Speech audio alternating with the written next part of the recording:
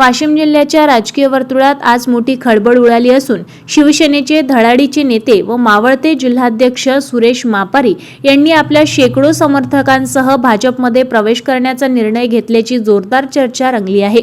या घडामोडींमुळे जिल्ह्यातील राजकीय समीकरणे पूर्णपणे बदलण्याची शक्यता व्यक्त होत आहे। माहितीनुसार सुरेश मापारी यांच्या नेतृत्वाखाली तब्बल 29 वाहनांचा भव्य ताफा आज मुंबईच्या दिशेने रवाना झालाय। या ताफ्यात आजी माजी पंचायत समिती सभापती, सदस्य, सरपंच, उपसरपंच तसेच तळागाळातील 200हून अधिक पदाधिकारी व कार्यकर्त्यांचा समावेश असल्याची माहिती समोर आली आहे। ग्रामीण भागात मजबूत संघटन उभे करण्याची क्षमता, कार्यकर्त्यांशी थेट संपर्क आणि आक्रमक नेतृत्व शैलीमुळे सुरेश मापारी यांनी जिल्ह्यात स्वतंत्र ओळख निर्माण झाली आहे। अनेक वर्षे संघटनात्मक राजकारणात सक्रिय असलेल्या मापारी यांच्या या निर्णयामुळे भाजपाला मोठा राजकीय फायदा होणार असल्याची चर्चा राजकीय वर्तुळात रंगू लागली आहे।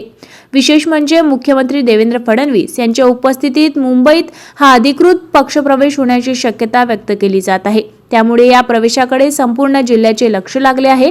स्थानिक स्वराज्य संस्थांमध्ये प्रभाव असलेल्या पदाधिकाऱ्यांची मोठी फळी भाजपमध्ये दाखल होत असल्याने आगामी निवडणुकींच्या पार्श्वभूमीवर भाजपची ताकद अधिक भक्कम होण्याचे संकेत मिळत आहे।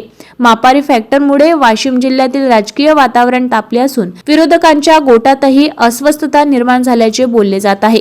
या बातमीचा आढावा घेतलाय आमचे प्रतिनिधी संतोष लांडकर यांनी।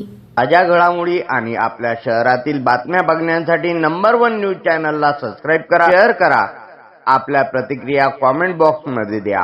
आपल्या बातम्या नंबर 1 न्यूज चॅनलवर बघण्यासाठी 99 21 58 96 63 या व्हॉट्सअपवर मेसेज करा।